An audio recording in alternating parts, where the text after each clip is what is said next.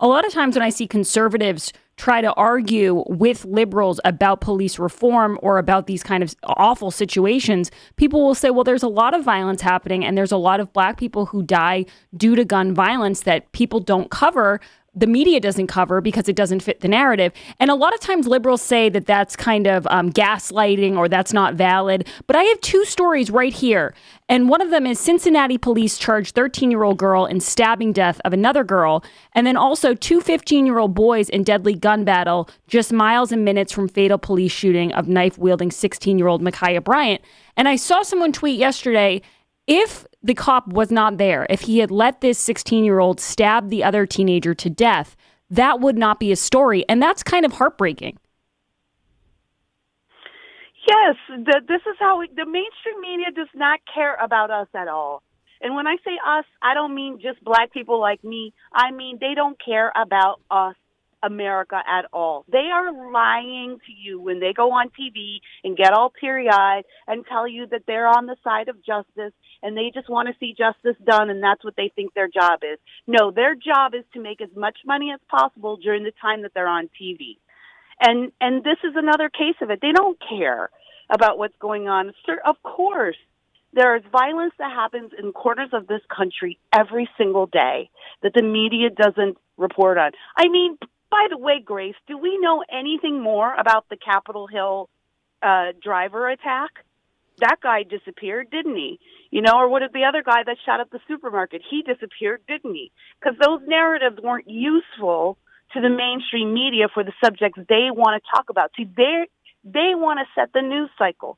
They don't want to let the news happen organically, and it is causing great division in this country. And as a black woman and as a black mother, for me, I find this particularly distressing because there are some issues I'd love to solve. I'd love to talk about. I'd love to have an honest conversation and see what we can do with legislation or with charity work or however we can help each other as neighbors to solve these issues. And the media is just determined to drive people like us apart from each other day after day after day. They are culpable in the bloodshed that we see in this country, in my opinion. Yeah, and Kira, I want to kind of focus in on that because you mentioned that in the black community, there has been calls for police reform for decades. This is not a new issue.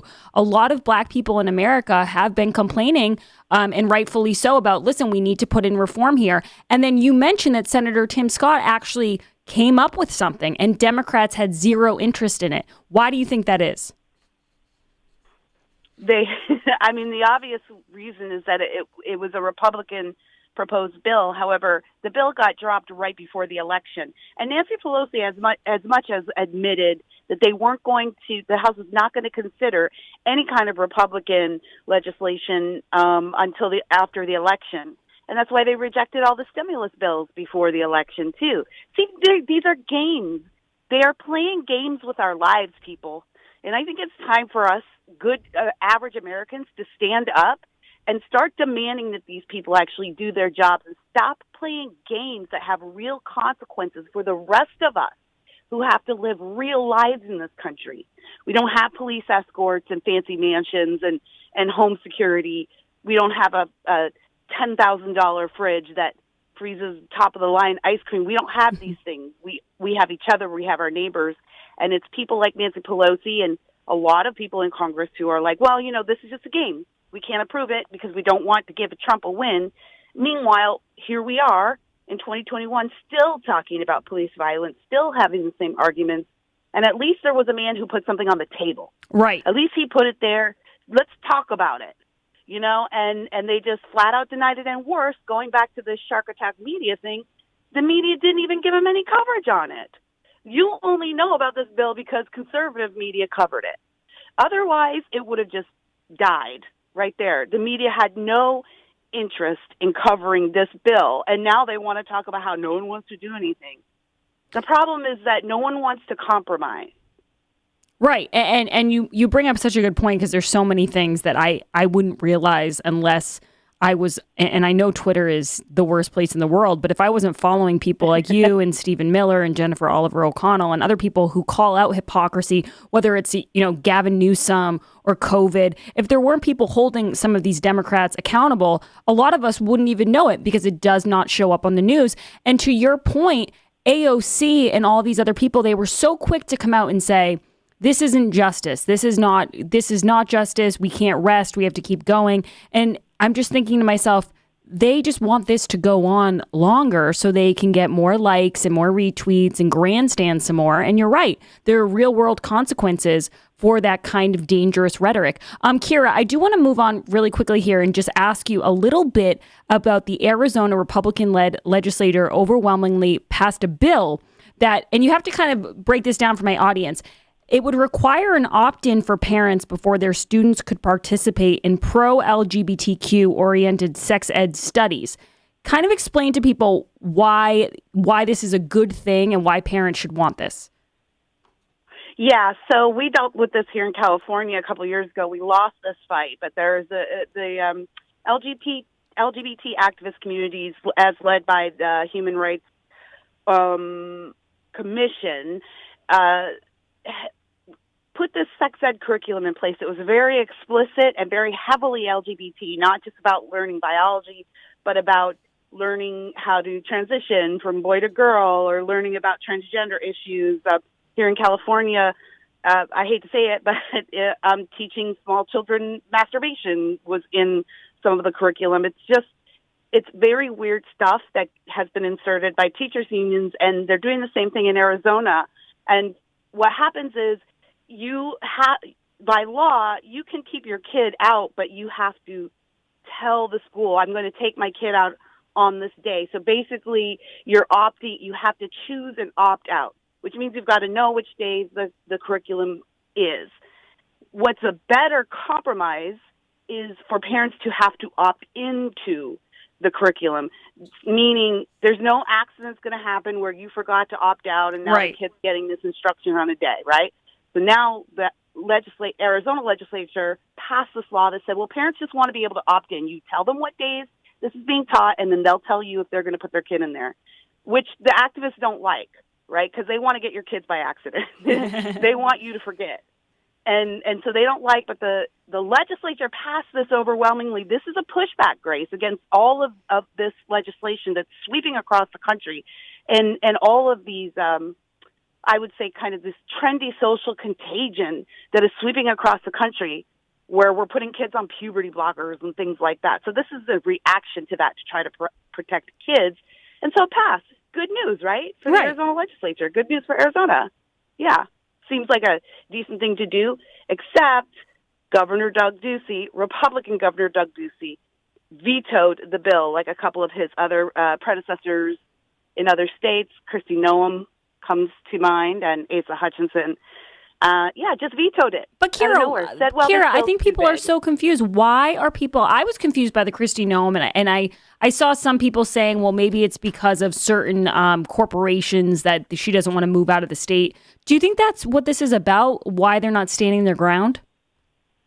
Yes, I do. I think we found out in Georgia. Remember when Delta came out and said, we've been working very closely with the Georgia legislature on their voter law. Yeah. And you were like, why is Delta working with Georgia on any law? That was kind of like the mask coming off of what's happening in a lot of state legislatures, which is there are corporations that are helping to craft our laws statewide. And so these governors have private meetings. Even the ones we like have private meetings with corporations, and these corporations try to help craft the law so that the state is more friendly to them. So, yeah, I have absolutely no doubt that Kristi Noem was responding to probably some pressure on the back end, and same with Ducey. Arizona's right next to California. Well, what's happening in California? Everybody's leaving. All of the companies are leaving, and where are they going? They're going to Texas, and they're going to Arizona. And I've been to Phoenix. I have family in Phoenix, and it is booming. You know, Amazon and Costco and all kinds of big companies have their headquarters there now. So I've no doubt Ducey was getting some trouble on the back end and just decided to veto this because his explanation for why it was just too vague. You know what's too vague? Putting an 11-year-old on puberty blockers and probably interrupting any future fertility that they may have in service of a condition which will most likely sort itself out if you just let this kid grow naturally. Right. What's vague is what happens to that kid when they grow up after being on puberty blockers their whole life. That's vague. What the Arizona legislature was doing was trying to bring some specificity to the issue. That's beautifully said, Kira, and I never thought of it like that, but that is very vague. We don't know what's going to happen to a lot of these kids. Kira Davis is absolutely fabulous. You guys should follow her on Twitter at Real Kira Davis. It's Kira Davis. Check out all of her pieces on RedState. Kira, Shark Attack Media, trendy social contagion. I'm stealing those lines, and I'm going to use them from now on. Thank you so much for joining the show. My pleasure, Grace. Until next time. All right, guys, since I was in my early 20s, I've struggled with acid reflux. What can I say? I love coffee. And around this time of year, I love white wine, and that's a real trigger for acid reflux. But I have a solution. I tried everything and nothing worked for a long time until now. Balance 7 is my one-stop shopping to help increase my energy levels, aid in digestion, heartburn, and so much more. Check out balance7.com and learn why balancing your body is so important for the performance of your immune system. Simply drink a total of 3 ounces a day. That's not a lot. It's like a little bit of it. And within 72 hours, most people begin to have more energy, greater clarity of thought, and just feel healthier overall. Order your 1-month supply at balance7.com. Use code word GRACEFREE to save $10 off your first order and get free shipping. Plus, if you're one of the first 50 people to purchase Balance 7, you'll receive Smooth Skin, an exfoliant and deep cleansing skin conditioner valued at $13.99, but you will get it for free. So here's what you do. Order now and receive $10 off your first order of a 30-day supply. Get free shipping and a chance to receive Smooth Skin Conditioner at no charge. All by going to balance7.com and using code word GRACEFREE. That's code word GRACEFREE. We'll be back on the other side, and we're going to take calls for the rest of the day. We got a great show planned. Don't go anywhere. This is The Grace Curley Show. You're listening to The Grace Curley Show.